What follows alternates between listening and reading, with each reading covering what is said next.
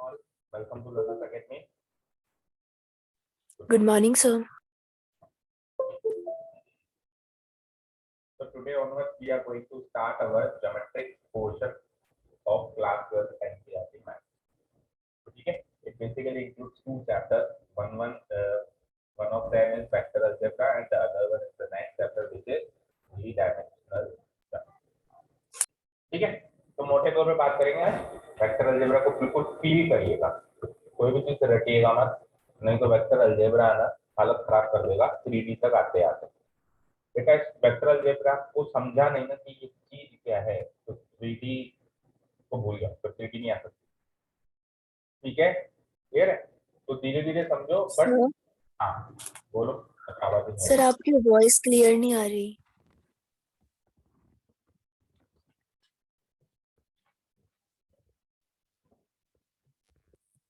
Okay, sorry for that, मुझे लग रहा था कुछ ना कुछ मिसिंग है, माइक ही नहीं पहना। ओके, एक बार फिर से स्टार्ट करते हैं। So today we are going to start our geometric portion. The first chapter of geometric portion of your NCERT syllabus class 12th is vector algebra, and the second chapter will be the next chapter 3D geometry. So I was talking कि vector algebra को बिल्कुल basics जो होते हैं ना, बिल्कुल basics वहां से समझिएगा, बिकॉज अगर वेक्टर अलजेब्रा नहीं आता है तो भूल जाइए, आपको 3D भी कभी नहीं आ सकती, क्योंकि 3D में टोटल एंड टोटल हम क्या करेंगे, वेक्टर अलजेब्रा ही करेंगे। अच्छा, 3D नया कॉन्सेप्ट नहीं, याद रखना, 3D 11th में पढ़ चुके हैं हम, अब आपने नहीं पढ़ा वो एक अलग बात हो सकती है, बाकी 3D को हम क्लास 11th में पढ़ चुके हैं। तो इस बार 3D में नया यही है कि 3D को वेक्टर के नजरिए से पढ़ेंगे और उसके सारे कॉन्सेप्ट्स को भी फिर हम वेक्टर के नजरिए से पढ़ेंगे। Okay, is it fine? ठीक है, अब वेक्टर अलजेब्रा की बात करते हैं। तो अलजेब्रा का मीनिंग सब समझते हो, क्या होता है अलजेब्रा? मतलब जोड़ना, घटाना, गुणा करना या भाग करना या और ऑपरेशंस लगाना, ये होता है अलजेब्रा। तो चीज हम बचपन से सीखते हुए आ रहे हैं। अब ये क्लियर है ना कनिष्का आवाज? Yes sir. तो algebra means summation, difference, multiplication या मैथमेटिकल जितने भी ऑपरेशंस हम लगाते हैं, that are all included in algebra. ठीक है, अब इस साल क्या करेंगे अपन, वेक्टर के साथ अलजेब्रा करेंगे, वेक्टर के साथ अलजेब्रा करेंगे, यानी वेक्टरों को जोड़ेंगे, वेक्टरों को घटाएंगे इस तरीके से। एंड वेक्टर्स में डिवीजन पॉसिबल नहीं है, तो अपन बेसिकली ये तीन ऑपरेशंस करेंगे, जोड़ना, घटाना एंड गुणा करना। इस साल अपने पास वेक्टर के लिए ये सब कुछ है, फिर इसके बेसिस पे आगे 3D में और भी बहुत सारी चीजें हैं। ओके, अब बात करते हैं कि सर वेक्टर क्या चीज है। फर्स्ट ऑफ ऑल वेक्टर क्या चीज है? तो वेक्टर वैसे तो आपने फिजिक्स में भी पढ़ा होगा, because you all are PCM students. तो फिजिक्स में आपने वेक्टर पढ़ा होगा, इवन वेक्टर आपने फिजिक्स में हो सकता है 11th में भी पढ़ लिया हो, है ना? तो बिल्कुल खाली हो ऐसा तो हो नहीं सकता, but because maths is an optional subject, तो मैथ्स क्या है, कुछ नॉन साइंस वाले स्टूडेंट्स भी लेते हैं, तो उन लोगों के लिए वेक्टर को बिल्कुल बेस नॉलेज से समझाना जरूरी है। तो आप एक बार भूल जाइए कि वेक्टर, आप पीसीएम स्टूडेंट्स है, आप बिल्कुल वेक्टर को उस नजरिए से देखिए कि सर हमको कुछ नहीं आता, वेक्टर क्या चीज है हमको नहीं पता। ठीक है, एंड मोर ओवर वेक्टर को फिजिक्स के नजरिए से एंड वेक्टर को मैथ्स के नजरिए से देखोगे तो वेक्टर में थोड़ा सा डिफरेंस निकल के आएगा, और यहाँ पे अपने को वेक्टर को मैथ्स के नजरिए से देखना है, ऑल्दो आप फिजिक्स के नजरिए से जानते होंगे क्या होता है। ठीक है, तो देखो दो बातें होती है, एक तो होता है सिंपल क्वांटिटी, एक तो क्या होता है सिंपल क्वांटिटी। ठीक है, और एक होता है क्वांटिटी के साथ, क्वांटिटी के साथ मैं आपको याद करने के लिए बता रहा हूं कि क्वांटिटी के साथ क्वालिटी लिख लो। हालांकि यहाँ पे क्वालिटी का मतलब है डायरेक्शन, यहाँ पे क्वालिटी का मतलब क्या है, डायरेक्शन। केवल क्वांटिटी है, केवल क्वांटिटी। और इस चैप्टर में क्वांटिटी क्वांटिटी जब भी हम कहेंगे ना, तो क्वांटिटी का मतलब क्या होगा, मैग्नीट्यूड। क्या होगा, मैग्नीट्यूड। अब ये मैग्नीट्यूड क्या चीज है? Magnitude means numeric value of anything, numeric value of anything. Is this clear? Numeric value of anything. For example मैंने आपसे कहा कि प्रियांशी आप बताओ आपका वेट कितना है, तो प्रियांशी ने कहा कि मेरा वेट है लेट अस से 50 kg। ठीक है, तो 50 kg में न्यूमेरिक वैल्यू क्या बोली मैंने, 50।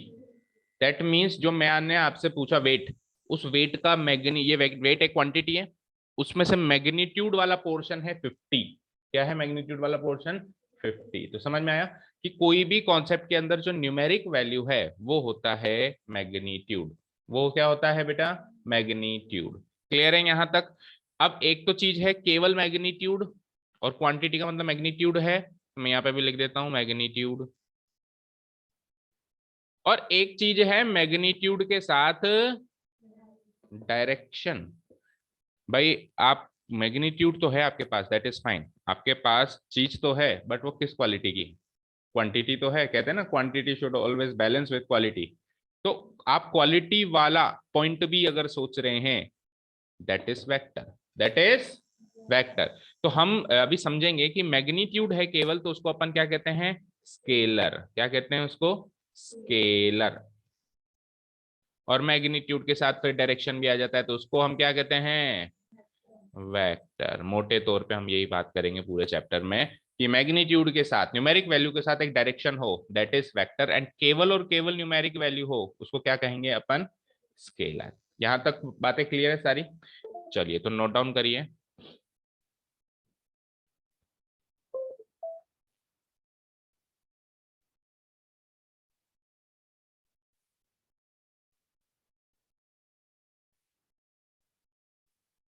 There are there are two types of there are two types of quantities. Two types of quantities. First one is first one is scalar quantity. Scalar quantity.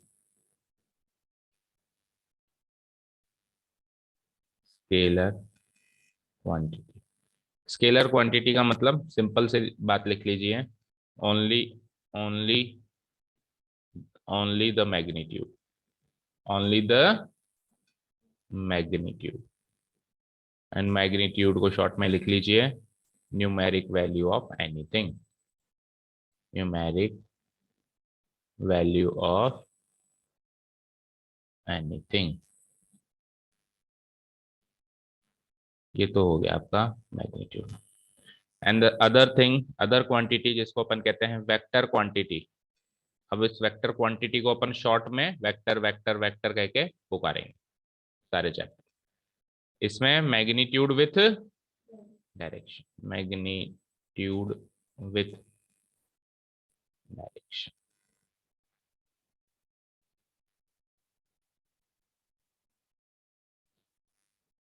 यहां तक clear है?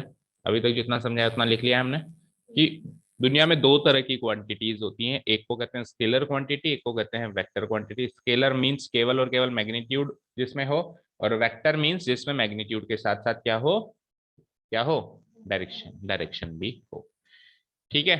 अब कुछ examples लेते हैं। सर ऐसी क्वांटिटीज कैसी होती हैं? एग्जांपल्स। तो नेक्स्ट पोर्शन में लिखिए कुछ एग्जांपल्स। अब एग्जांपल्स आप बताएंगे, आपको मैंने बताया ना भी क्या क्या तो होता है स्केलर, क्या क्या होता है वेक्टर। एग्जांपल्स। तो इधर लिख दिया मैंने स्केलर, इधर लिख दिया मैंने स्केलर, इधर लिख दिया मैंने वेक्टर। Okay okay. तो स्केलर की बात करते हैं, कुछ एग्जांपल्स लेते हैं स्केलर के। ठीक है। हाँ, स्केलर की बात करते हैं। स्केलर मीन्स देखो, सबसे पहला एग्जांपल, सबसे इजी एग्जांपल, और वो एग्जांपल जो इस चैप्टर से रेफरेंस लगता है, वो एग्जांपल है डिस्टेंस। क्या? डिस्टेंस। स्केलर का सबसे पहला और बेसिक एग्जांपल है डिस्टेंस। ठीक है। अब डिस्टेंस के साथ डायरेक्शन जोड़ो एक बार। डिस्टेंस के साथ आप एक डायरेक्शन जोड़ो। सपोज करो मैंने कहा मैंने 10 किलोमीटर की डिस्टेंस तय करी। ठीक है, ये तो मैग्नीट्यूड हो गया कि 10 किलोमीटर की डिस्टेंस तय करी, लेकिन कौन सी डायरेक्शन में तय करी ये मिसिंग है। तो केवल अगर मैं कहता हूँ 10 किलोमीटर की डिस्टेंस तय करी, दैट इज स्केलर क्वांटिटी, लेकिन मैं कहता हूँ कि नहीं 10 किलोमीटर की डिस्टेंस मैंने ईस्ट डायरेक्शन में तय करी या वेस्ट डायरेक्शन में तय करी, तो उसको क्या कह देते हैं? Distance with direction. एंड आप फिजिक्स पढ़ते हो सब लोग, तो डिस्टेंस विथ डायरेक्शन क्या होता है? डिस्प्लेसमेंट। डिस्प्लेसमेंट। डिस्प्लेसमेंट, तो that is a vector quantity. Displacement is a vector quantity. तो वेक्टर में पहला एग्जांपल लिखो, distance with distance with direction bracket में लिखो कि उसको क्या कहते हैं अपन, डिस्प्लेसमेंट कहते हैं, डिस्प्लेसमेंट। सेकेंड, डिस्टेंस के बाद देखो speed. Speed is a scalar quantity. भाई 40 किलोमीटर प्रति घंटे की रफ्तार से गया, किस डायरेक्शन में गया ये मिसिंग है, राइट। तो स्पीड क्या हो जाएगी, स्केलर क्वांटिटी हो जाएगी। लेकिन यही इसमें कहूं नहीं नहीं 40 किलोमीटर प्रति घंटे की रफ्तार से मैं नॉर्थ डायरेक्शन में गया, तो अब आपके पास क्या है, डिस्टेंस तो मैग्नीट्यूड तो है भाई, स्पीड की मैग्नीट्यूड तो है बट डायरेक्शन भी है साथ में। क्या कहते हैं स्पीड विद डायरेक्शन को, वेलोसिटी। वेलोसिटी। बस मुझे इतनी फिजिक्स आती है, ज्यादा मत पूछना, मतलब मैथ्स के नजरिए से ही आती है। Speed with direction that is velocity. भाई एक है ना भ्रम फैला हुआ है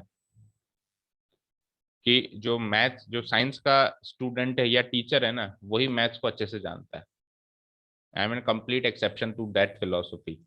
मैंने शुरू से ही कॉमर्स का स्टूडेंट हूँ, साइंस का एस भी नहीं पढ़ा मैंने आफ्टर क्लास 10th 11th के बाद मैं टोटल कॉमर्स। लेकिन मेरा मैथ्स हमेशा से फेवरेट सब्जेक्ट था और मेन सब्जेक्ट था मेरा। तो ऐसा कुछ भी नहीं है, मैथ्स एक अलग चीज है यार, मैथ्स एक अलग चीज है, बिल्कुल डिफरेंट है। मैं भी आपको समझा रहा हूँ, आपको कोई तकलीफ हो रही है समझने में, नहीं हो रही है ना, तो I am not a science student. तो मैथ्स को हमेशा ऑप्शनल सब्जेक्ट मान के चला करो, ऐसे मत मान के चला करो कि नहीं। हाँ फिजिक्स केमिस्ट्री साइंस के सब्जेक्ट्स हैं, दैट इज फाइन। कुछ और एग्जांपल्स लेते हैं इसी बात पे। हाँ जी, स्पीड विथ डायरेक्शन हो गया, वेलोसिटी, डिस्प्लेसमेंट, ये तो दो हो गए वेक्टर क्वांटिटीज। चलिए स्केलर क्वांटिटीज के तो कुछ भी आप एग्जांपल दे सकते हो, जैसे मास। ठीक है, मास भी एक क्या है, स्केलर क्वांटिटी है। और बहुत सारे एग्जांपल्स जैसे कि height, time. Time obviously, time force नहीं है, फोर्स अभी उधर बात करेंगे। टाइम, और एक चीज अभी और कही थी मैंने, हाइट।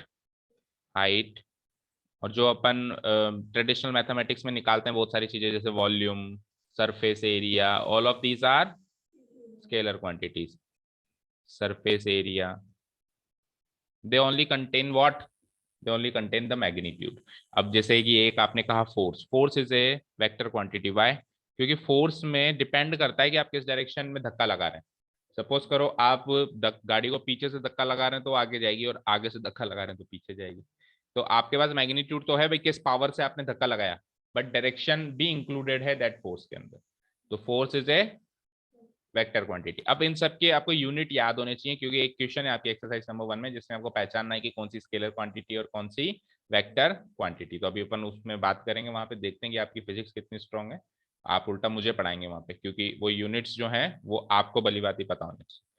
हाँ मैथ्स के स्टूडेंट या मैथ्स के टीचर के लिहाज से मैं तो रट लूंगा, ठीक है, बट साइंस के स्टूडेंट के लिहाज से आपको तो समझ समझ के पता होना चाहिए। ओके, तो यहाँ तक कोई डाउट नहीं है। तो ऐसे कुछ एग्जांपल्स हो सकते हैं, जैसे जैसे हमको याद आते जाएंगे हम बाद में भी पुटअप कर देंगे, ठीक है ना। चलें आगे, आगे चलें, आगे चलते हैं। ओके, अब बात करते हैं सर, ये तो वेक्टर का इंट्रोडक्शन हो गया। क्या हो गया, वेक्टर का इंट्रोडक्शन। अब बात करते हैं कि मैथ्स के नजरिए से वेक्टर क्या है।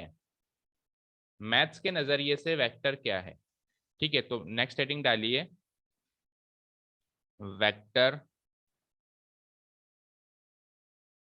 From maths point of view. Maths point of view, भाई अभी तो अपन ने वेक्टर को एज ए जनरल चीज समझ, कॉन्सेप्ट समझ के सीखा है ना। उसमें साइंस के पॉइंट ऑफ व्यू से भी देख सकते हो किसी, लेकिन अब केवल और केवल particularly maths point of view से बताओ कि वेक्टर क्या है। तो ये कुछ भी नहीं है, जो मैंने पहला एग्जांपल लिखा है वही है। मैथ्स में अपन वेक्टर को, जो पहला एग्जांपल लिखा है, क्या लिखा है, डिस्टेंस विद डायरेक्शन। ठीक है, अब डिस्टेंस को मैं क्या लिखूंगा, मैं लिखता हूं एक बहुत ही प्यारी सी चीज, बहुत ही प्यारी सी चीज लिख रहा हूं जिससे सारी कहानी खत्म। ए लाइन सेगमेंट, क्या लिख दिया मैंने, ए लाइन सेगमेंट। ठीक है, अब इस चैप्टर में, अब इस चैप्टर में बच्चों, मैं जब जब कहूंगा वेक्टर, तो आपके दिमाग में क्या क्लिक करेगा, क्या क्लिक करेगा, लाइन सेगमेंट। अब लाइन सेगमेंट तो बताने की जरूरत नहीं है क्या होती है, अभी मैं कहूँ लाइन सेगमेंट तो ऑटोमेटिक माइंड में पिक्चर बन जाएगी, अच्छा वो वाली लाइन सेगमेंट। तो जब जब मैं वेक्टर कहूं तब तब भी आपके माइंड में वो पिक्चर बननी चाहिए, क्या? Line segment. वेक्टर बोले तो लाइन सेगमेंट। लाइन सेगमेंट का मतलब क्या होता है? दो पॉइंट्स को कनेक्ट करने वाली एक लाइन जिसकी एक फिक्स्ड डिस्टेंस मतलब फिक्स्ड लेंथ हो, तो वेक्टर की भी एक फिक्स्ड लेंथ मानी जाएगी ए लाइन सेगमेंट। बट डिफरेंस क्या है लाइन सेगमेंट? आगे पढ़ो। With a direction, A line segment with a direction. तो इस चैप्टर में और उसके अगले चैप्टर में वेक्टर का मतलब यही होगा, a line segment with a direction. And it is denoted by what? जैसे कि सपोज करो, मैंने एक एग्जांपल लिख लेता हूं।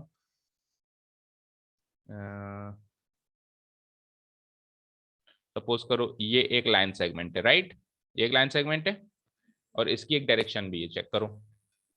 आगे से एरो मार्क लगा देगा, तो एरो मार्क का मतलब क्या होगा कि इसकी एक डायरेक्शन है। लेट अस सपोज करो कि ये ए पॉइंट है और वो जो बाद वाला पॉइंट है लेट अस सपोज वो बी पॉइंट है।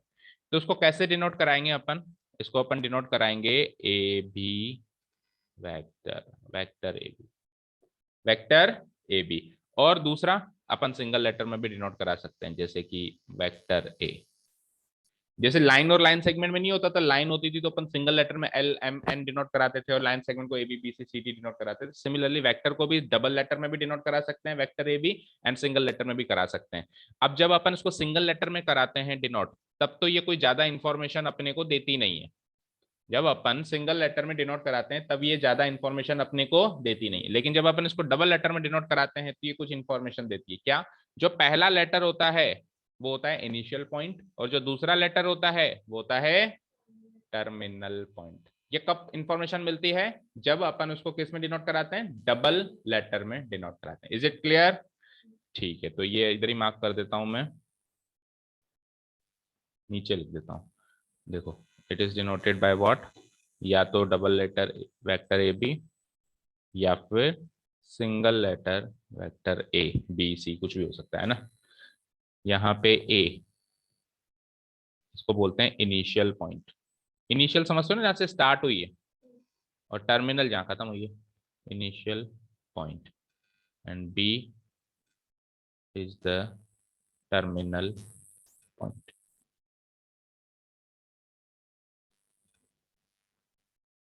ठीक है, क्लियर? अब यहाँ पे सबसे पहला भ्रम मैं आपको एक क्लियर करता हूँ।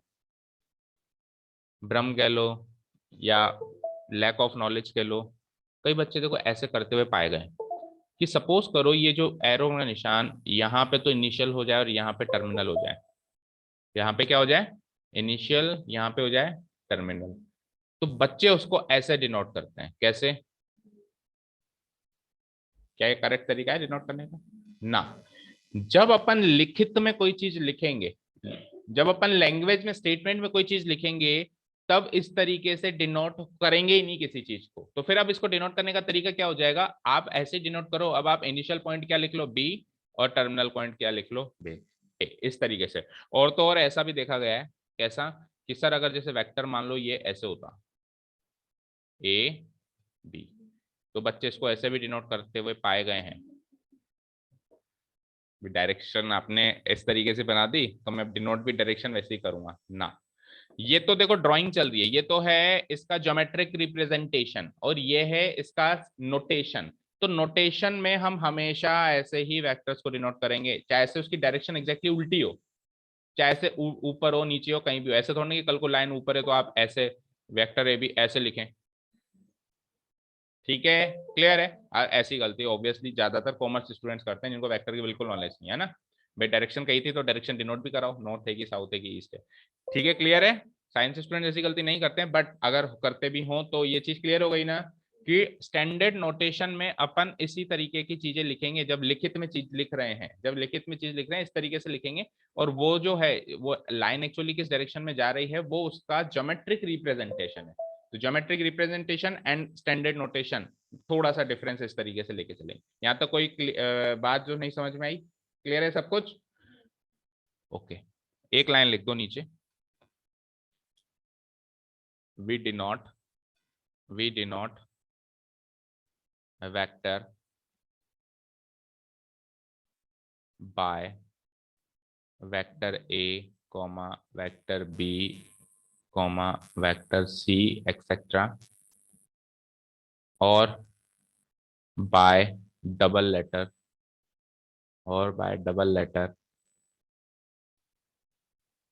लाइक वेक्टर ए बी, जैसा कि ऊपर लिखा अपन ने, where A is the initial point, where A is the initial point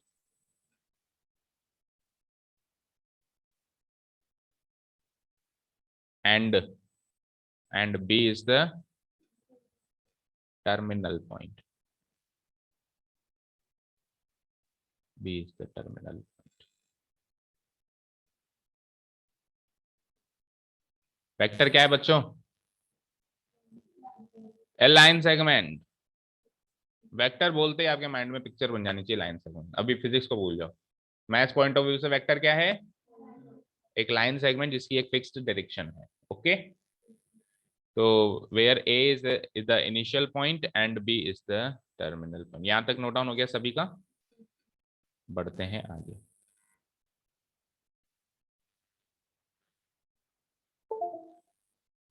चलते हैं आगे।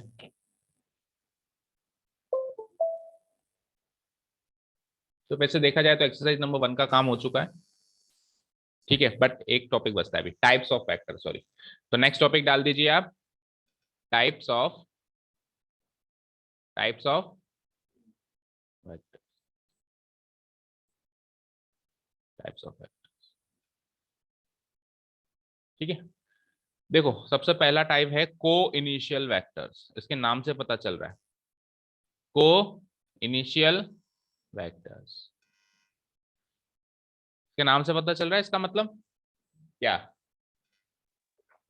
जिसका इनिशियल पॉइंट एक ही होगा। बिल्कुल।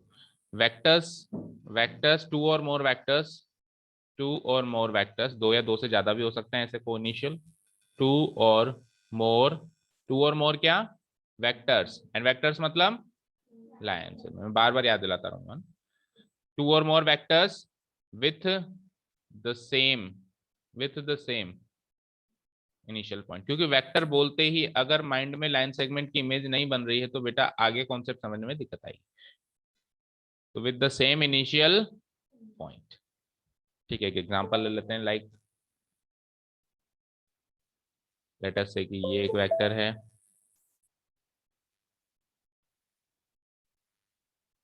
ये भी एक वेक्टर है, ये थोड़ा बड़ा कर देता हूं एंड एक और बना दो, ये लो,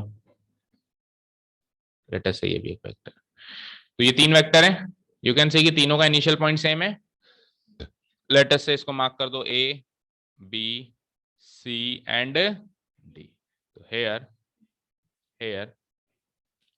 vector A B comma vector B C and vector A D are co-initial vectors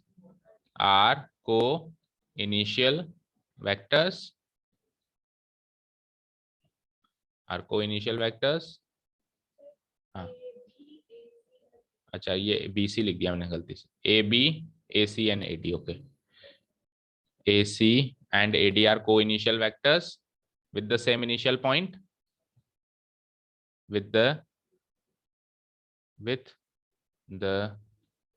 same initial point,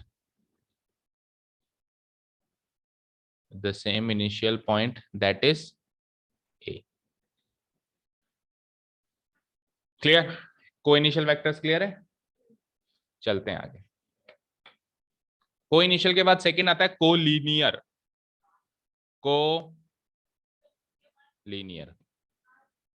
collinear में डबल एल आता है क्या? लेट मी से चेक। अच्छा, इसमें टाइप्स ऑफ वेक्टर्स है ही नहीं क्या? होना तो चाहिए, ये रहा।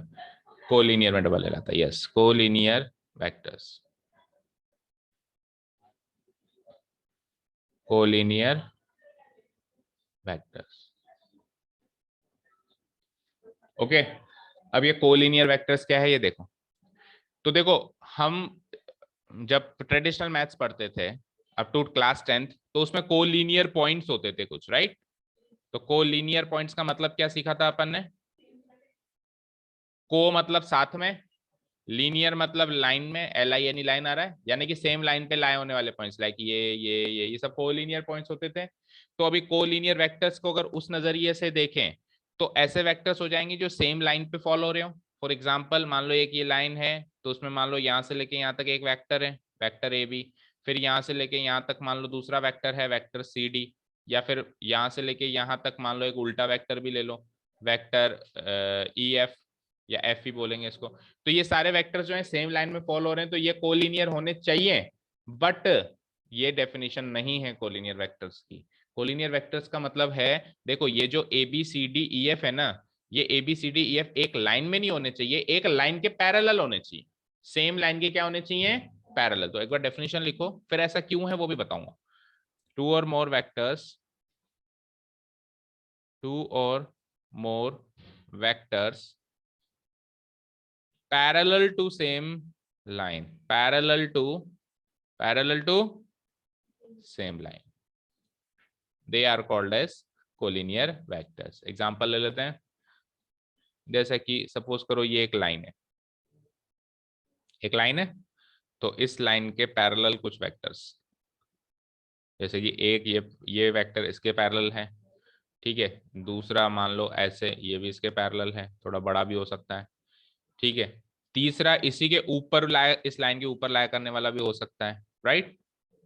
चौथा एक और बना दिया, तीन ही काफी है, चलो ठीक है। तो ये तो है एक लाइन एल मान लो, और vector A B, let us suppose करो ऊपर वाला vector A B, let us suppose कि ये है वेक्टर सी डी, ठीक है। इसको मैं उल्टा ले लेता हूं ताकि वो कंफ्यूजन में क्लियर हो जाए कि उल्टा भी हो सकता है बच्चों, है ना। इसको फ्लिप कर देते हैं,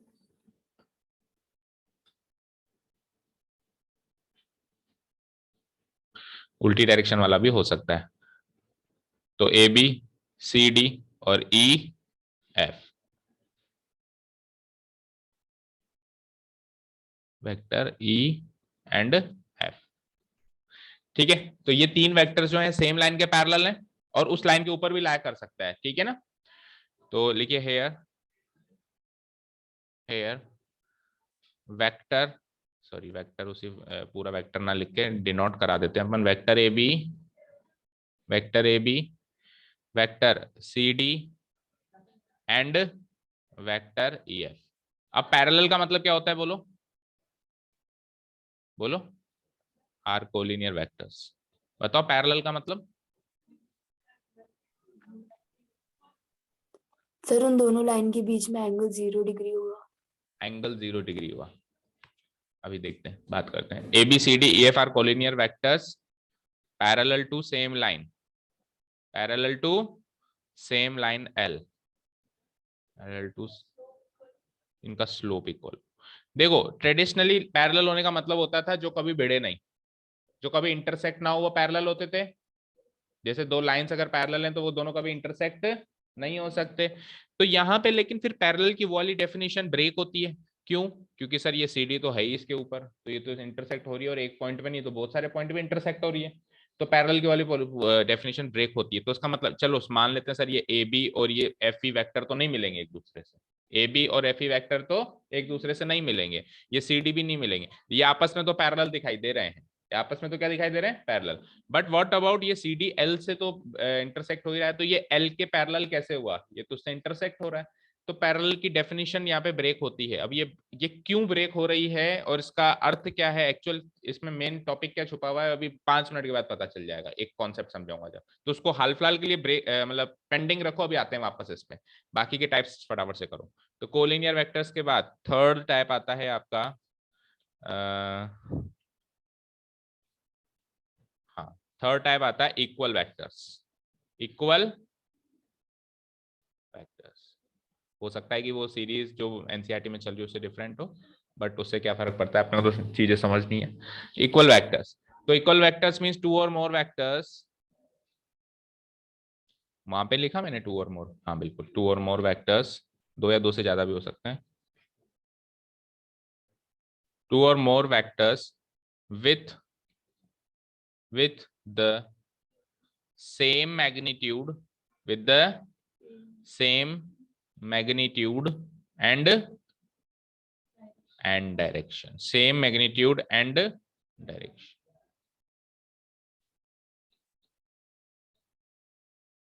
With the same magnitude and direction. दो या दो से ज्यादा वेक्टर्स की अगर सेम मैग्नीट्यूड और डायरेक्शन है तो उनको क्या कहेंगे अपन, क्या कहेंगे, equal vectors. For example let us say कि ये एक वेक्टर है, इसकी डायरेक्शन, और एक दूसरा वेक्टर इसकी डायरेक्शन। आप कहोगे सर फिर सीधे सीधे कह दो ना पैरेलल। नहीं, क्यों, ये इधर भी तो हो सकता है, ये इधर भी तो हो सकता है ना। और हालांकि अभी भी पैरेलल है, लेकिन अब वो पैरेलल वाली चीज अभी तुम 10 मिनट रुक जाओ, अभी फ्री वेक्टर्स का कॉन्सेप्ट आने दो, फिर समझ में आ जाएगा। तो अभी तो बेसिक लेवल पे समझ रहे हो, तो इसको पैरेलली पुटअप कर दो, है ना। ये तीन पुटअप कर दो, एक तो दो तो पैरेलल पुटअप कर दो, टू और मोर वेक्टर्स है ना, और एक इसके सामने पुटअप कर दो। ये भी सेम लेंथ की होनी चाहिए। मैं सेम मैग्नीट्यूड होने का मतलब है सेम लेंथ, क्योंकि यहाँ पे इस चैप्टर में मैग्नीट्यूड का मतलब है ही लंबाई से। ठीक है, वैसे मैग्नीट्यूड हमेशा लंबाई नहीं होता, मैग्नीट्यूड में वेट भी हो सकता है, हाइट भी हो सकता है, वॉल्यूम भी हो सकता है, बहुत सारी चीजें होती हैं, लेकिन इस चैप्टर में मैग्नीट्यूड का मतलब लंबाई, बात खत्म, लंबाई। तो मैं जब जब कहूँ ना सेम मैग्नीट्यूड, आपके माइंड में क्या क्लिक करेगा, सेम लंबाई। मैं कहूँ वेक्टर, आपके माइंड में क्या क्लिक करेगा, लेंथ सेगमेंट। ठीक है, ओके। तो ये तीन वेक्टर्स मार्क कर दिए मैंने, A B C D and E F. इनकी करीब करीब लंबाई सेम है। ठीक है, नापने मत बैठ जाना, अंदाजन मान लो। और दूसरा डायरेक्शन भी सेम है ना। तो here vector A B comma vector C D and A B C D and vector E F are equal vectors, are equal vectors with same magnitude, with same. अब यहाँ पे मैं मैग्नीट्यूड, चलो लिख लो मैग्नीट्यूड, ब्रैकेट में लिख लो, magnitude का मतलब बार बार याद दिला रहा हूँ, length. With same magnitude, bracket में लिख लो length and direction, same magnitude and direction. Magnitude के नीचे में लिख देता हूँ, मैग्नीट्यूड का मतलब क्या है, लेंथ।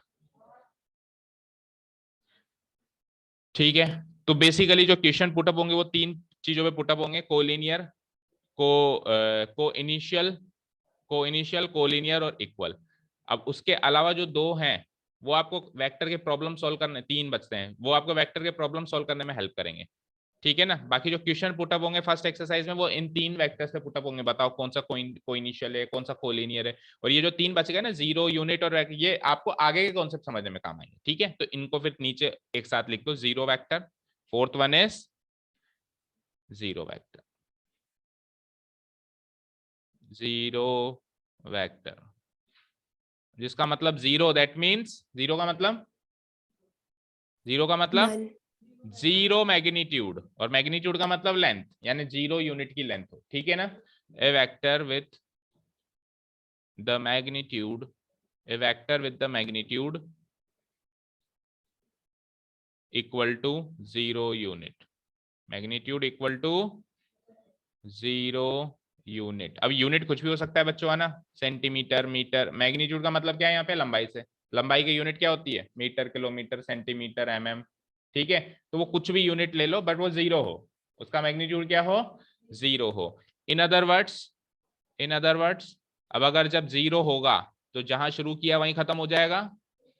बोलो, जहां शुरू किया वहीं खत्म। In other words, vector with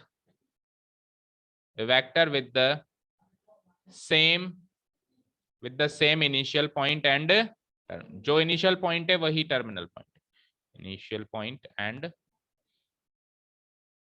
terminal point, with the same initial point and terminal point. Fine, ठीक है। एग्जाम्पल अगर मैं लूं तो एग्जाम्पल क्या लोगे, एक पॉइंट ले लो, वही एग्जाम्पल है। एक पॉइंट ले लिया मैंने, सेम इनिशियल पॉइंट। ठीक है, यही ए है और यही बी है, यही ए है और यही बी है। Here vector A B, here vector A B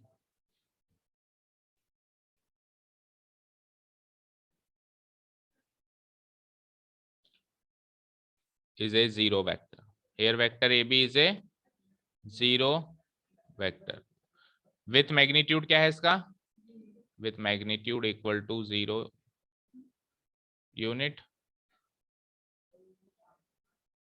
equal to 0 unit and with magnitude equal to 0 unit and same initial and terminal point and same initial and terminal point। मतलब same होने का मतलब है उसी जगह लाया करना, राइट। ए भी उसी जगह लाया कर रहा है एंड बी भी उसी जगह लाया कर रहा है। ठीक है, क्लियर है। अब कौन सा बचा, यूनिट वेक्टर और नेगेटिव। चलो नेक्स्ट डालो, यूनिट वेक्टर खत्म करो कॉन्सेप्ट, फिर एक्सरसाइज कल कर। इसकी डायरेक्शन कहीं भी ले लो, कुछ फर्क नहीं पड़ेगा, डायरेक्शन तो होगी, वेक्टर है तो डायरेक्शन तो होगी, बट जहां शुरू किया वहीं खत्म कर दिया, तो आप कहीं मूव ही नहीं हुए, डिस्प्लेसमेंट ही नहीं हुआ एक तरीके से। ठीक है, तो डायरेक्शन होगी वैसे तो कॉन्सेप्चुअल वाइज तो, लेकिन प्रैक्टिकली नहीं होगी। ठीक है ना, बाकी ऐसे नहीं कह सकते कि वेक्टर की डायरेक्शन नहीं, वेक्टर की डायरेक्शन तो है बट कहीं मूव ही नहीं किया, मतलब सोच रहा था यहां जाऊं पर गया नहीं, तो सोच तो थे ना भाई वहां जाऊंगा, सोच तो है कि वहां जाऊंगा बट गया नहीं, तो डायरेक्शन तो थी, माइंड में थी पर मैं चला नहीं, मैग्नीट्यूड नहीं। ओके, जीरो के बाद next unit vector. Unit vector, unit vector का मतलब समझ में आ ही गया होगा, ए vector with magnitude equal to 1 unit, with magnitude equal to 1 unit। और डायरेक्शन की बात करूं, any direction and any direction, direction होगा ना वेक्टर में तो कोई सा भी डायरेक्शन हो जाएगा तो वो यूनिट वेक्टर कहला सकता है। Magnitude, a vector with magnitude equal to 1 unit and any direction you like. For example let us say कि ये मेरा एक वेक्टर है, राइट। मान लो ये मेरा एक वेक्टर है, इसका नाम मैं रख देता हूं वेक्टर, लेट अस सपोज करो A B.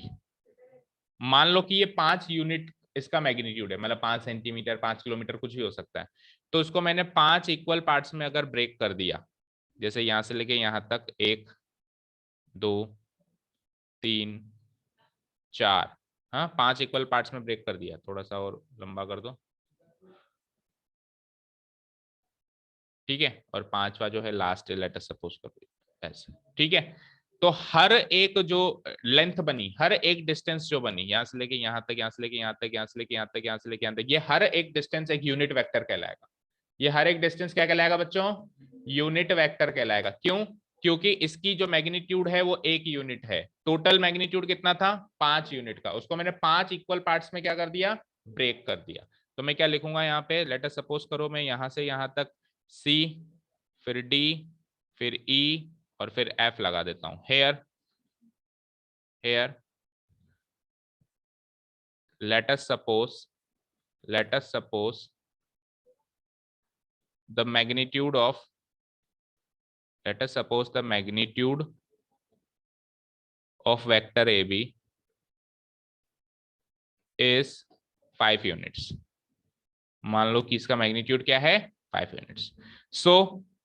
So vector AC comma vector CD comma vector DE comma vector EF and last वाला कौन सा हो जाएगा, vector FB are the unit vectors, are the unit vectors,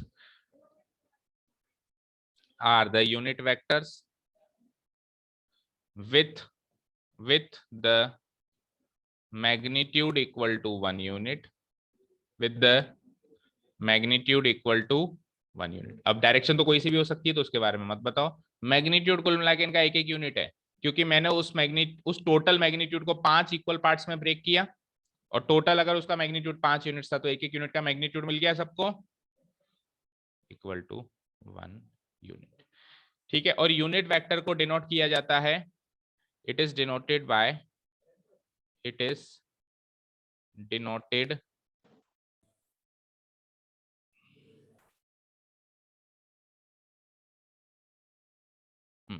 it is denoted by it is denoted bye, vector का नाम लिख लो और उसके ऊपर कैप लगा दो, इट इज डिनोटेड बाय इस तरीके से, या तो वेक्टर ए बी इस तरीके से कैप लगा दो, लेकिन ये जनरल नोटेशन वैसे कम यूज किया जाता है, सिंगल लेटर में ज्यादा यूज किया जाता है, या फिर सिंगल लेटर लिखो और ए कैप लगा दो। ठीक है, अच्छा एक चीज मैं आपको बताना भूल गया, किसी भी वेक्टर का मैग्नीट्यूड फाइंड करते हैं या डिनोट कराते हैं तो उसको ऐसे डिनोट कराते हैं, अभी मैं ऊपर लिख भी दूंगा, आप बाद में वीडियो में देख लेना। जैसे मान लो कि वेक्टर ए बी है, वेक्टर ए बी है, तो इसके मैग्नीट्यूड, मान लो इसका मैग्नीट्यूड है 5 यूनिट, तो मैं कैसे लिखूंगा, वेक्टर ए बी लिख दूंगा, उसके ऐसे मॉडुलस का साइन लगा दूंगा और नीचे क्या लिख दूंगा, उसके बराबर में क्या लिख दूंगा, 5 यूनिट। सपोज करो, सिंगल लेटर में भी हो सकता है, सपोज करो ये वेक्टर बी है, सिंगल लेटर में वेक्टर बी है, मैंने कहा इसका मैग्नीट्यूड 10 यूनिट है। अब आपको लिखना है कि इस वेक्टर का मैग्नीट्यूड 10 यूनिट है, तो इतना बड़ा लिखो, इसकी जगह आप क्या लिख दो, वेक्टर बी और 2 डंडे लगा दो, लिख दो 10 यूनिट। इस चीज का मतलब क्या है, इस चीज का मतलब क्या है कि इस वेक्टर का मैग्नीट्यूड, तो उसी तरीके से इन सारे वेक्टर का मैग्नीट्यूड तो एक एक यूनिट ही है ना, तो मैं क्या लिख दूंगा, दैट इज जो ए बी कैप होगा या ए कैप होगा, ठीक है, जो ए बी कैप होगा और ए कैप होगा, एक मिनट रुको,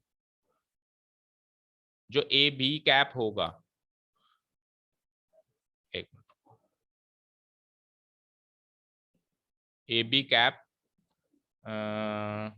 हाँ लिख लो कोई दिक्कत नहीं, और ए कैप होगा, वो एक ऐसा वेक्टर होगा, is a vector with with वो एक ऐसा वेक्टर होगा जिसका मैग्नीट्यूड क्या है, मैग्नीट्यूड को अब ऐसे डिनोट कराओ, ठीक है, जिसका मैग्नीट्यूड क्या है, और लगा के लिख दो, और magnitude vector A equal to क्या, 1 यूनिट। तो अब इस तरीके से 2 डंडों के बीच में अगर मैं कभी भी किसी वेक्टर को पैक करके डिनोट कर रहा हूं तो आप समझ जाएंगे किस चीज की बात कर रहा हूं मैं उसके मैग्नीट्यूड की बात कर रहा हूं, किस चीज की बात कर रहा हूं, मैं उसके मैग्नीट्यूड की बात कर रहा हूं, ठीक है ना। तो अगर वेक्टर ए बी या वेक्टर सिंपली अगर सिंगल लेटर में उसका अगर मैग्नीट्यूड 1 यूनिट है तो मैं उसको सिंपली, फिर मैं ये वाला जो एरो मार्क है इसको तो हटा दूंगा और इसकी जगह क्या मार्क लगा दूंगा, कैप वाला मार्क लगा दूंगा, इसका मतलब ये एक यूनिट वेक्टर है, इसका मैग्नीट्यूड क्या है, 1 यूनिट, ठीक है। लास्ट क्या है, 6th one, negative of a vector, negative of a vector, negative of a vector का मतलब है a vector, the negative of a vector, ऐसे लिखो, the negative of a vector is a vector, किसी भी वेक्टर का नेगेटिव भी एक वेक्टर है, the negative of a vector is actually a vector, ठीक है ना। क्या खास बात है इस वेक्टर में, विथ सेम मैग्नीट्यूड, मैग्नीट्यूड भी सेम है उसका, है ना, लेकिन direction opposite, with the same magnitude but the opposite direction, but the opposite direction, ठीक है। फॉर एग्जाम्पल लेट्स से कि ये एक वेक्टर है ए बी और दूसरा एक वेक्टर है लाइक दिस, इसका उल्टा कर दो लाइक दिस, तो देखो मैग्नीट्यूड करीब करीब सेम है और डायरेक्शन क्या है, ऑपोजिट दिखाई दे रही है ना। तो मैं क्या लिख दूंगा, सपोज करो ये ए बी वेक्टर है और ये सी डी वेक्टर है, तो हेयर अच्छा दोनों एक दूसरे के नेगेटिव होंगे, ठीक है ना, here vector A B and vector C D are the negative vectors of each other are negative vectors of एक दूसरे के each other, ठीक है, having the same magnitude,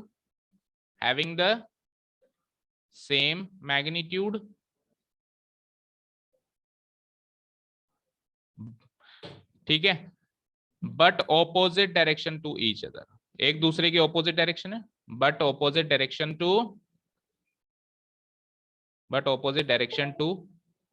each other. Okay, यहां तक क्लियर है? बट ऑपोजिट डायरेक्शन, ये क्या हो गया? But opposite direction to each other. अच्छा, इसको डिनोट कैसे कराते हैं? माइनस साइन से। इसको डिनोट कैसे कराते हैं? इट इज डिनोटेड, ऐसे लिखो नोट डाल के, the negative of vector A B, the negative of vector A B लिख लो, या सिंगल लेटर में लिखना चाहो तो ऐसे लिख लो, vector A is denoted by negative है तो माइनस साइन लगेगा, माइनस वेक्टर ए बी, या सिंगल लेटर में लिखना चाहो तो माइनस वेक्टर ए। यहां तक क्लियर है? ठीक है। सो ऊपर वाले के हिसाब से, ऊपर वाले एग्जांपल के हिसाब से वेक्टर ए बी जो है सी डी वेक्टर का नेगेटिव है तो ऐसे लिख सकता हूं, या फिर वेक्टर सी डी जो है वो भी वेक्टर ए बी का नेगेटिव है तो माइनस वेक्टर ए बी। ऊपर वाले एग्जांपल के हिसाब से मैं ऐसे लिख सकता हूं ना। क्लियर है? समझ में आई यहां तक? नेगेटिव ऑफ वेक्टर क्लियर है सभी को? एक लास्ट कॉन्सेप्ट नोट करो, concept of free vectors, concept of, फिर आज की क्लास खत्म। कॉन्सेप्ट ऑफ फ्री वेक्टर्स क्या कहता है? ये क्या कहता है कि अपन, द कॉन्सेप्ट सेज दैट, ये कॉन्सेप्ट अपने को क्या अलाउ करता है? एक चीज अलाउ कर देता है अपने को, the concept allows us to move और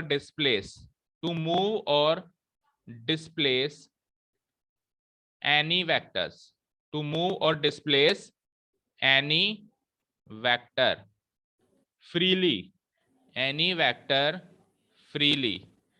ठीक है ना, पैरेलली,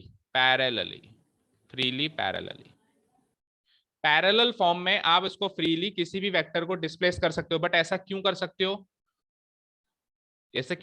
ताकि वेक्टर्स की प्रॉब्लम सॉल्व कर सकें, for the purpose of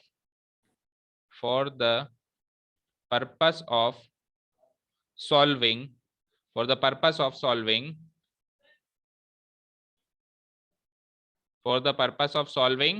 different problems of vectors। आ जाओ, आके बैठते जाओ, बाहर क्यों खड़े हो?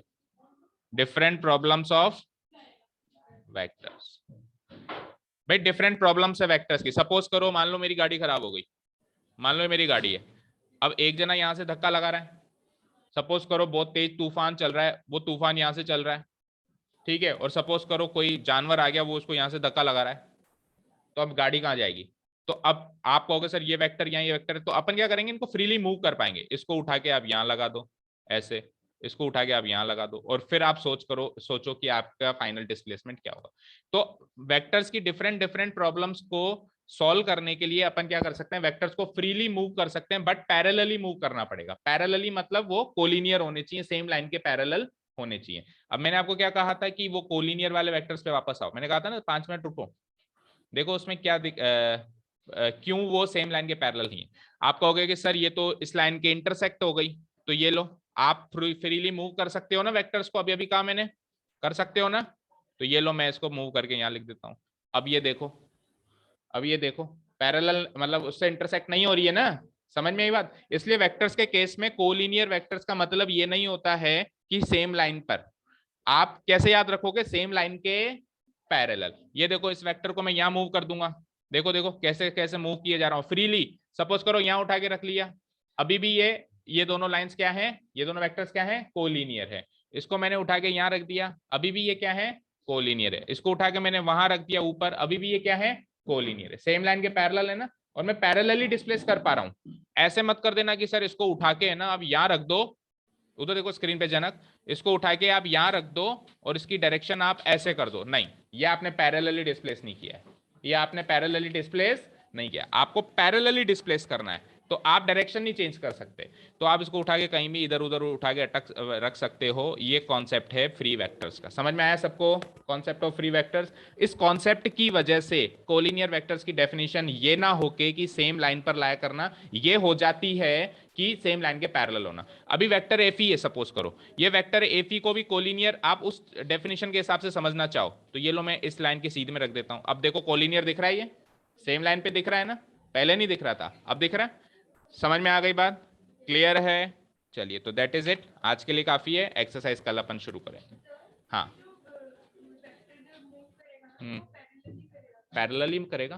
पैरेलली करने का मतलब ये कि उसकी डायरेक्शन ऐसे, मतलब आप उठाओगे ना उसको, उठा के जहां आपकी इच्छा किसी भी कोने में पुटअप कर दो, उस कोने में रख दो, लेकिन उसको ऐसे ऐसे नहीं कर सकते, फ्लिप नहीं कर सकते, उसका एंगल नहीं चेंज कर सकते। ये है पैरेलली डिस्प्लेस करने का मतलब। ठीक है, क्लियर है? ठीक है ना बेटा? एंड वन मोर थिंग, देखो फ्रीली डिस्प्लेस करने में आप उसकी मैग्नीट्यूड और डायरेक्शन भी चेंज कर सकते हैं, इसको भी आप उसमें ऐड करो। शायद हमने ऐड नहीं किया, इसको भी ऐड करो उस कॉन्सेप्ट में कि you can displace parallelly any vector from a point to another point from any point on your plane. एक प्लेन पे इस पॉइंट से उस पॉइंट पे आप उसको फ्रीली डिस्प्लेस कर लो, दैट इज फाइन, बट आप उसका मैग्नीट्यूड एंड डायरेक्शन नहीं चेंज कर सकते। हमने क्या लिखा है? The concept allows us to move और डिस्प्लेस एनी वेक्टर फ्रीली। यहाँ पे बीच में ऐड करना पड़ेगा, 1 सेकेंड, 1 मिनट रुको।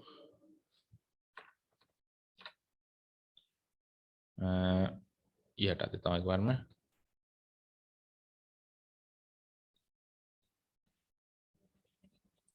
एनी वेक्टर without changing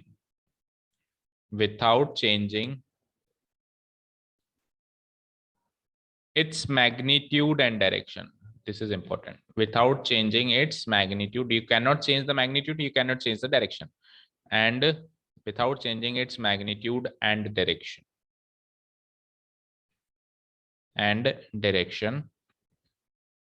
ठीक है, फिर वही फ्रीली जो पहले लिखा हुआ था, freely,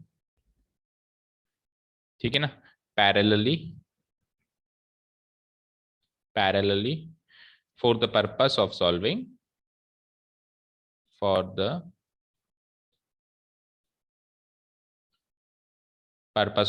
different problems of vectors. अब ठीक है ना, you can freely displace, move any vector from here and there, but you cannot change its direction and you cannot change its magnitude. वापस देख लो जैसे उसी जगह पे आके कोलिनियर वेक्टर्स में ही कि आप वहां पे वेक्टर्स को मूव कर पा रहे हैं, but you can not change its magnitude and direction तो चेंज नहीं कर सकते। मैंने अभी आपको एक करके भी दिखाया भाई। सपोज करो कि आप इस वेक्टर को उठा के यहाँ रखना चाहते हैं तो रख दो, बट आप इसका ऐसे डायरेक्शन ऐसे चेंज नहीं कर सकते, ये अलाउड नहीं है। रखना अलाउड है, डायरेक्शन चेंज करना अलाउड नहीं है। दूसरी बात, आप इस वेक्टर को उठा के यहाँ रख सकते हो, कहीं भी यहाँ रख दो, बट आप उसकी ऐसे नहीं कि मैग्नीट्यूड बढ़ा दो या कम कर दो, वो भी अलाउड नहीं है। रखना अलाउड है बस, बाकी कुछ करना अलाउड नहीं है। ठीक है। एंड वन मोर थिंग कि इस चैप्टर में क्लास 12th मैथमेटिक्स में हम जितने भी वेक्टर्स पढ़ेंगे further in the chapter and in the next chapter also 3D में भी, जब भी मैं वेक्टर की बात करूंगा तो वो सारे फैक्टर्स फ्री वेक्टर्स होंगे, फ्रीली डिस्प्लेस कर पाएंगे, है ना। तो वो बात भी लिख देता हूं कि इन दिस चैप्टर या इन दिस चैप्टर और आगे वाले का भी, and the next chapter 3D and the next chapter 3D, we will consider all the vectors as free vectors. We will consider all the vectors as free vectors. मैं कभी भी कोई vector की बात कहूंगा तो बताने की जरूरत नहीं कि वो फ्रीली डिस्प्लेस हो सकता है, वो हम मानेंगे कि वैसे फिजिक्स में हो सकता है कि कुछ फ्रीली डिस्प्लेस होते हो और कुछ फ्रीली डिस्प्लेस ना होते हो, बट वो फिजिक्स की साइंस की बात है। अभी मैथमेटिक्स पढ़ रहे हैं तो मैथमेटिक्स में जो अपने को वेक्टर चाहिए वो लाइन सेगमेंट चाहिए जिसकी एक डायरेक्शन है, ठीक है। तो वो हमारे हिसाब से क्या है, वो फ्रीली डिस्प्लेस हो सकती है कोई सा भी vector. Consider all the vectors as free vectors. पता नहीं मैंने लिखा नहीं लिखा, वेक्टर की डेफिनेशन जो हमने लिखी थी लाइन सेगमेंट, क्या लिखी थी हमने वेक्टर की definition, line segment with direction. तो इसको अपन शॉर्ट में पता है क्या कह सकते हैं, देखो स्पेस भी है तो लिख दो, और ए डायरेक्टेड लाइन सेगमेंट। भाई डायरेक्शन है तो डायरेक्टेड है, डायरेक्टेड का मतलब क्या होता है, जिस निर्देशित, जिसमें डायरेक्शन की वन हो, डायरेक्टेड लाइन सेगमेंट। इतना सा पार्ट और आप डेफिनेशन में ऐड कर लेना, ये डायरेक्टेड लाइन सेगमेंट। हो जाता है कभी कभी कोई चीज मिस आउट हो जाती है, कोई पॉइंट, बट याद आ जाए टाइम पे, बस वही है भाई। ये चीजें इसलिए जरूरी है, कोई आधे एक नंबर का कोई क्वेश्चन आ जाए डायरेक्टेड लाइन सेगमेंट क्या होती है, तो डायरेक्टेड लाइन सेगमेंट कुछ नहीं होती है, वेक्टर ही होता है, डायरेक्शन भी है और लाइन सेगमेंट तो वो है ही सही। अच्छा, और एक मैग्नीट्यूड का कॉन्सेप्ट अपन जो लिखना भूल गए, आपको रफली समझा दिया, तो वो भी आप ऐड कर लीजिए यहीं पे स्पेस बना के या कहीं पर भी, जैसा भी आप उचित समझे। टाइप्स ऑफ वेक्टर से पहले ऐड कर लेते हैं हम लोग मैग्नीट्यूड। वैसे तो समझ में आ गया, बट चलो भाई नोट्स कंप्लीट करने होते हैं। सो देखो मैग्नीट्यूड ऑफ ए वेक्टर क्या होता है, मैग्नीट्यूड ऑफ ए वेक्टर, वैसे मैग्नीट्यूड का मतलब क्या होता है, वो न्यूमेरिक क्वांटिटी, हमने ऊपर भी लिखा कि मैग्नीट्यूड का मतलब न्यूमेरिक क्वांटिटी। बट यहाँ पे इस चैप्टर में मैथ्स पॉइंट ऑफ व्यू से इस चैप्टर में जो अपन मैग्नीट्यूड सीख रहे हैं वो लाइन सेगमेंट के हिसाब से सीख रहे हैं, तो लाइन सेगमेंट के हिसाब से magnitude always will be the length of that line segment, magnitude of a vector. तो मैं लिख देता हूं, since in this chapter since in this chapter vector means a directed line segment, इस चैप्टर में वेक्टर का केवल एक ही मीनिंग है, directed line segment, directed line segment.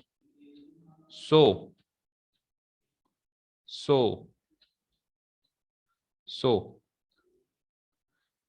the magnitude of a vector means the magnitude of a vector means the length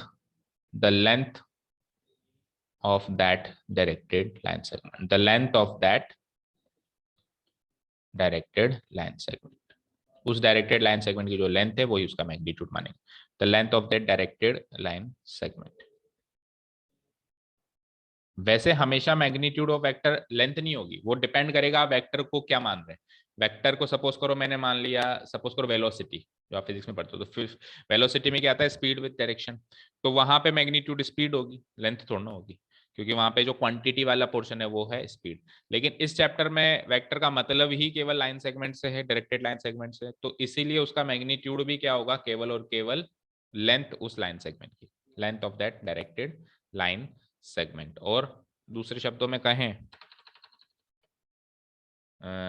that is, अच्छा ये denote कैसे होगी वो भी लिखो,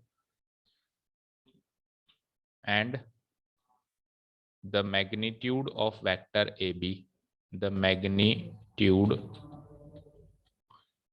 तो बता दिया मैंने नीचे, the magnitude of vector A B, अगर 2 लेटर में लिखो और सिंगल लेटर में लिखो तो small letter A, is denoted by is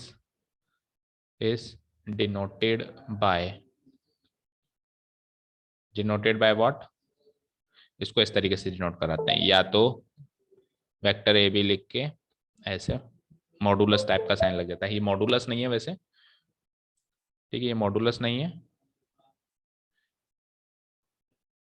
और ये लाइक दिस, बट आप उससे रेफरेंस ले सकते हो। मॉडुलस क्या करता था, बीच में से केवल क्वांटिटी निकाल के देता था, माइनस प्लस साइन को हटा देता था, मतलब प्लस कर देता था ना।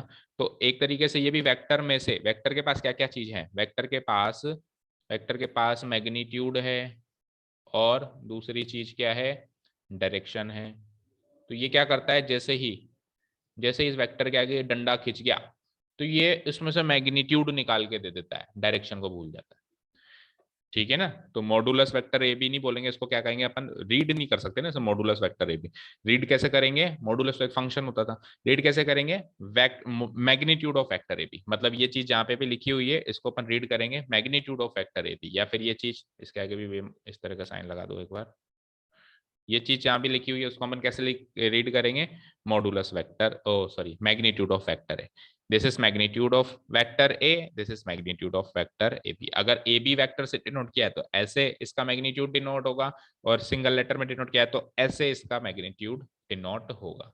वन मोर थिंग कि देखो लेंथ कभी भी नेगेटिव नहीं होती, लेंथ कभी भी नेगेटिव नहीं होती, लेंथ ज्यादा से ज्यादा 0 हो सकती है, ठीक है ना, होल नंबर रहेगी, सॉरी होल नंबर नहीं रहेगी, मतलब कुल मिला के क्या नहीं हो सकती, नेगेटिव नहीं हो सकती। होल नंबर में तो फिर क्या केवल इंटीजर्स आते हैं, जरूरी नहीं कि लेंथ इंटीजर हो, 4.5 4.6 ऐसे भी लेंथ हो सकती है। तो ऐसे याद रखो length can not be negative, तो इसीलिए magnitude of vector A B या मैग्नीट्यूड ऑफ वेक्टर या किसी भी वेक्टर का मैग्नीट्यूड क्या होगा, कभी भी क्या होगा, 0 नेगेटिव नहीं होगा।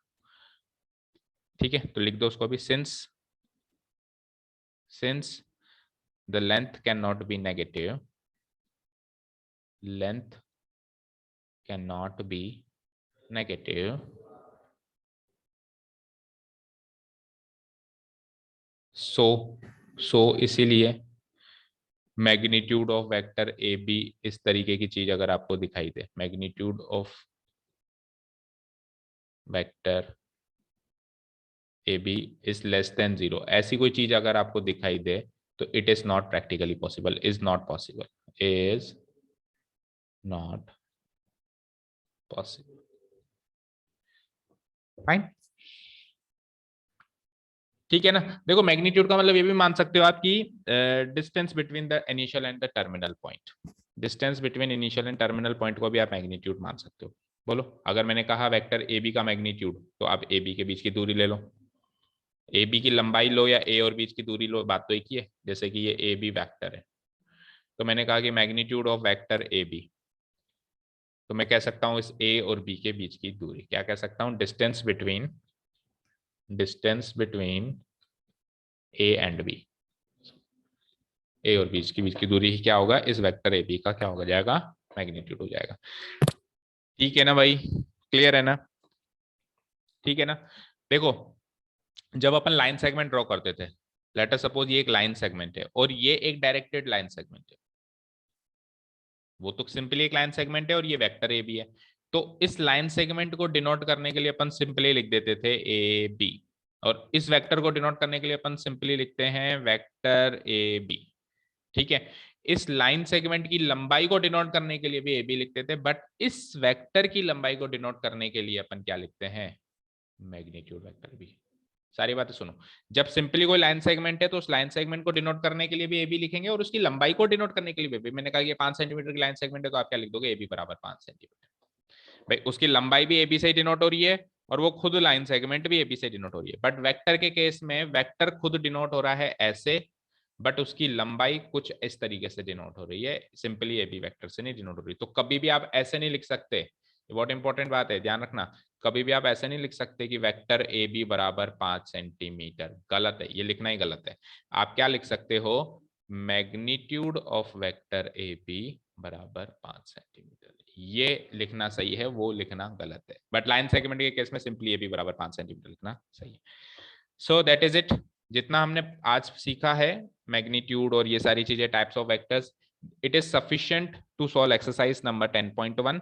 अच्छा, आपके एनसीईआरटी में पोजीशन वेक्टर के बारे में और थोड़ा 3D व्रीडी डायग्राम वगैरह बताया गया है, वो अपन 10.2 के इंट्रोडक्शन में सीखेंगे, क्योंकि वेक्टर इंट्रोडक्शन था इसलिए उन्होंने बता दिया, दैट इज फाइन। बट अभी मैं वो चीजें बताऊंगा तो आप थोड़े कंफ्यूज हो जाओगे कि ये 10.1 में उसका एप्लीकेशन भी नहीं है।